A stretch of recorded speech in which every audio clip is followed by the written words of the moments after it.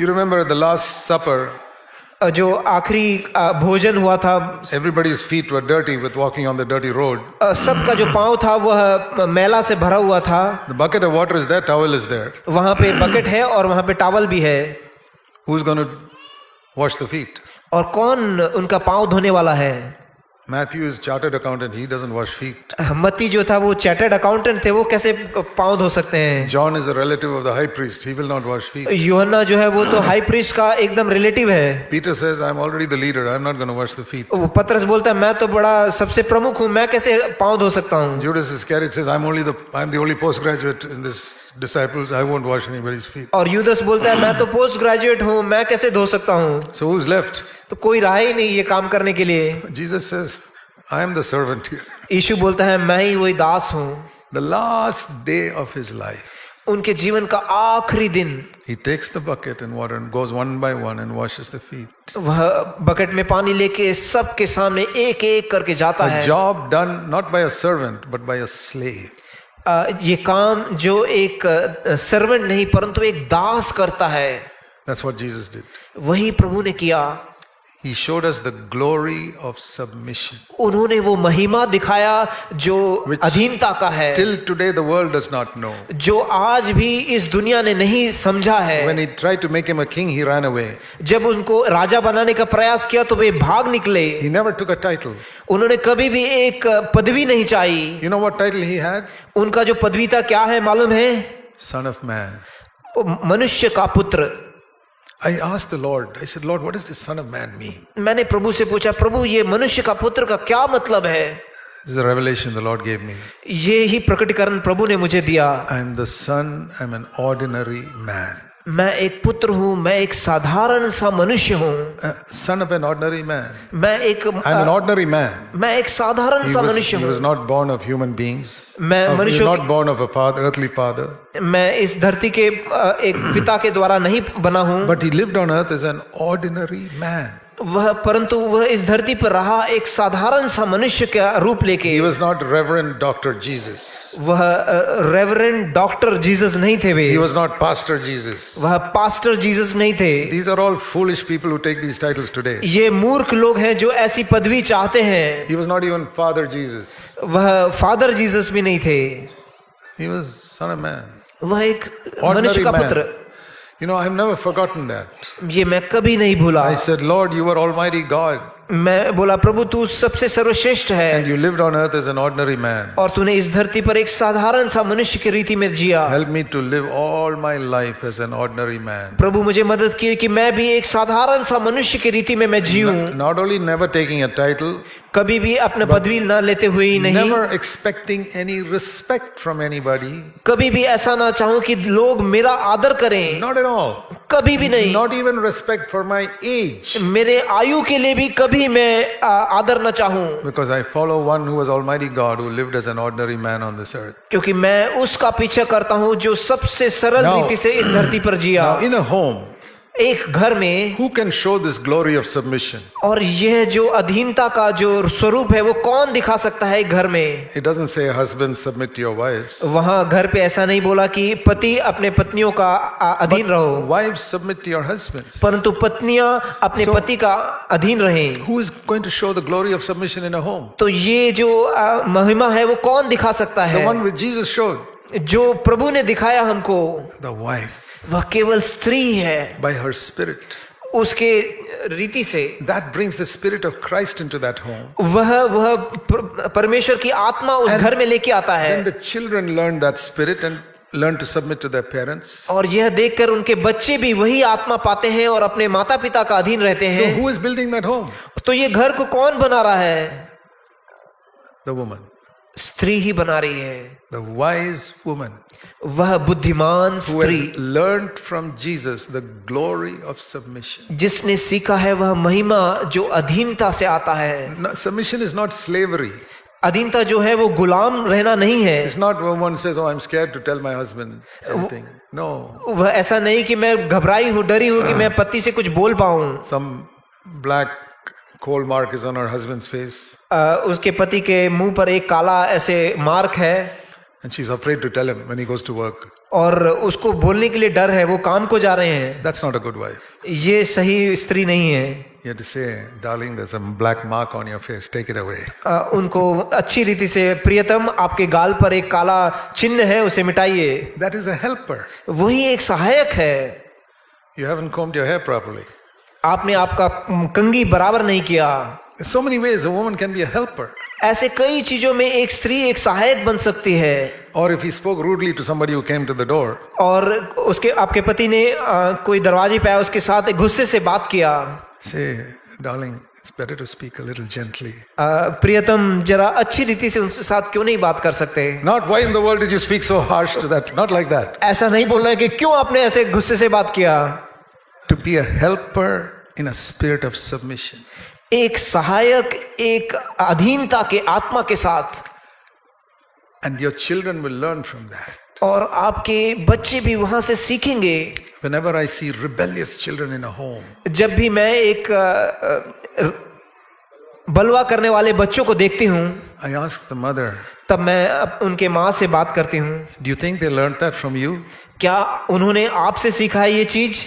They saw how you talk to your husband and they decided to talk to you like that. उन्होंने देखा कि आप अपने पति के साथ इस प्रकार से बात करते हो, इसलिए उन्होंने सीखा। That is a foolish woman who's destroying her home. ये वही बुद्धिहीन स्त्री है जो अपने घर को नाश कर रही है। So I want to say to all of you sisters, इसलिए मैं सारे बहनों को ये बताना चाहता हूँ, married sisters, सारे विवाहित बहनों से बात करना you चाहता have हूँ। a great ministry आपको एक बहुत ही बड़ा सेवकाई है in the new covenant. इस नए करार में, Fulfill it. उसको पूरा कीजिए। You can build your home आप आपके घराने को बना सकते हो and you can show your daughters the right way.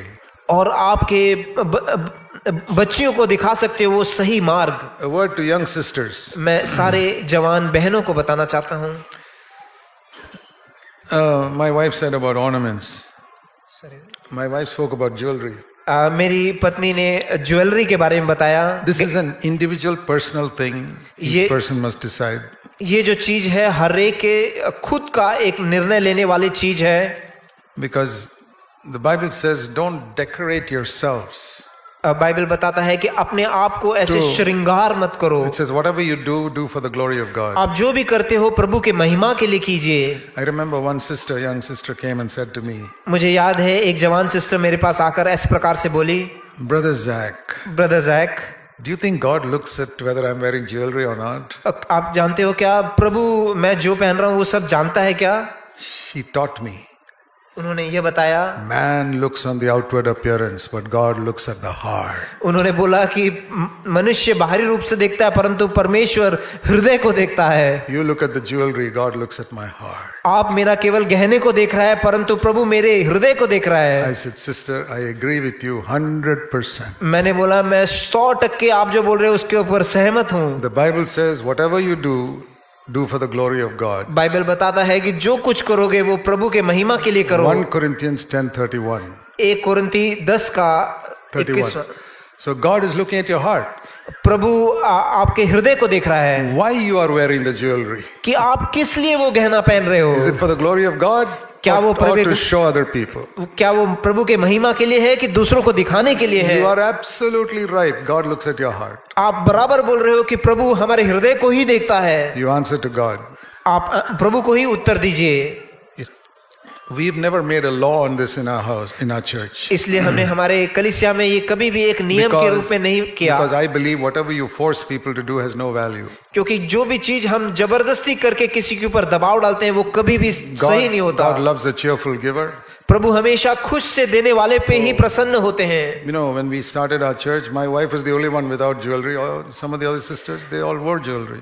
हमारे कलीसिया में शुरुआत में कई लोग थे परंतु अभी केवल मेरी पत्नी है जो गहने नहीं पहनते, बाकी कई लोग पहनते हैं। And I told all the husbands there, please don't force your wives to take off the jewelry. Don't do that. मैंने सारे भाइयों को बोला कि आप अपने पत्नियों को कुछ भी जबरदस्ती मत करो कि गहने Because निकालने God को। loves only cheerful givers. Anything forced has got no value. क्योंकि प्रभु चाहता है खुशी से करे करने वाले, बाकी कोई रीति नहीं। That is as foolish as those other preachers who force people to pay a tithe. वह उसी रीति से वैसे है जैसे प्रचारक प्रचार करते हैं, जबरदस्ती करते हैं पैसे देने के लिए। So I never preached on it. इसलिए मैंने इसके ऊपर कभी प्रचार नहीं किया। I mean, we'd read the verse and say, what was there. और जो वचन में लिखा है वो पढ़ के मैं बताता हूँ। One day, एक दिन I saw one sister had taken off her jewelry. मैंने देखा कि एक बहन ने वो गहने निकाल दिए। I said, what happened, sister? I never spoke on this. मैंने बोला मैंने कुछ तो इसके बारे में बोला नहीं। So she said, brother, you were speaking about the coming of the Lord. बहन ने बोला कि मैंने सुना कि आप प्रभु के आने के बारे में बता रहे हो। That when the Lord comes, don't make sure you don't have anything heavy that makes you lie down here and you're not taken up. जब प्रभु आएंगे तो बहुत गहनों से भारी रहे तो मैं ऊपर नहीं जा I पाऊंगा। wasn't talking about jewelry. I thought any weight that keeps you down. वो गहनों के भार के कारण मैं रह जाऊंगी और मैं ऊपर नहीं जा पाऊंगी। That's what she thought. She took it, oh, these things make hold me down. I better go. तो उनको लगा कि वो भार के कारण मैं प्रभु की ओर उठ नहीं पाऊंगा, इसलिए उन्होंने सारे गहने निकाल I दिए। was not even talking about that. मैं उसके बारे में कुछ बोल ही नहीं रहा था। She took it like that. God bless her. उन्होंने उस रीति से लिया और प्रभु उसको आशीषित करे उनको। One last thing. एक आखिरी चीज। A sister, once young sister came to me and said, how should I dress? और एक जवान बहन आई मेरे पास। We बोले always say you must be modestly dressed as young sisters. किस प्रकार से हमें वस्त्र धारण करना है कि मॉडस्ट रीति में। So I said, I'm not going to tell you so many, your skirt must be so many centimeters. मैंने यह निर्णय किया कि आपको मैं लंबाई नहीं बताऊंगा, इतना सेंटीमीटर होना चाहिए आपका स्कर्ट का। I'm not a tailor, I'm a servant of God. मैं टेलर नहीं हूँ, मैं प्रभु का दास हूँ। I'm not going to tell you how long your sleeve should be of your blouse. मैं नहीं बता सकता कि आपके ब्लाउज की लंबाई कितनी होनी चाहिए, Or how much of your midriff you should show underneath your blouse. और ब्लाउज के नीचे आपका जो कमर है वो कितना होना चाहिए, वो मैं नहीं बता सकता। I don't look at those things and I'm not interested. मैं उन चीजों को देखता भी नहीं हूँ और उसके ऊपर मेरे को I कोई don't, रुचि and I नहीं don't है। judge people also. मैं किसी का न्याय भी नहीं करता हूँ। I say only this. मैं केवल एक ही चीज बोलता That's हूँ, what I told her. वही मैंने बोला। If Jesus Christ were living in the next street, अगर प्रभु यीशु आपके नजदीक में रहते हो, say you were living in Nazareth and he was in the next street, आप नाज़रेत में रहते हो और आपके बाजू में प्रभु यीशु रहते and हैं, one day he told you, I want you to come for a walk with me in the market. और वे आकर आपको बोलते हैं कि मैं चाहता हूं कि आप मेरे साथ मिलकर इस रास्ते से चल के जाएंगे। How would you dress to walk with Jesus so that he can be proud of you and say, this is my sister? आप किस रीति से वस्त्र धारण करोगे कि प्रभु खुद खुश होंगे और खुशी के साथ आपके साथ चल पाएंगे? Dress like that when you walk the streets of Bangalore or Bombay or go to college or anywhere. उसी रीति से आप भी वस्त्र धारण कीजिए जैसे आप वो प्रभु यीशु के साथ जाओगे। That's all. वही काफी है। No length of centimeters or any such thing. कोई भी ऐसे लंबाई कुछ भी हम नहीं बोलेंगे। Ask yourself when you look into the mirror, आप अपने आप को पूछिए जब आप आईने के सामने खड़े होते हैं, can I walk with Jesus with this dress? क्या मैं प्रभु के साथ इस वस्त्र में चल सकती हूँ? Not क्या? only on Sunday when you go to church meeting. केवल कलीसिया पे जानते वक्त संडे को उसी दिन नहीं। You need Jesus more when you go to work. आपको जरूरत है प्रभु यीशु की जब आप काम को जाते हो। Will he walk with you क्या उस समय प्रभु आपके साथ चलेंगे? in the way you are dressed? जिस रीति से आप वस्त्र धारण किया है, The provocative way you provoke other young men to lust? आप जिस रीति से वस्त्र धारण करके लोगों का इच्छाएं पैदा करते हो, He will walk away from you. आपसे वह प्रभु दूर हट जाएगा। You want the Lord to be away from you when you go to work? आप जब काम को जाओगे प्रभु आपसे दूर निकल जाएगा तो This is a scary world for young girls if Jesus is not with you.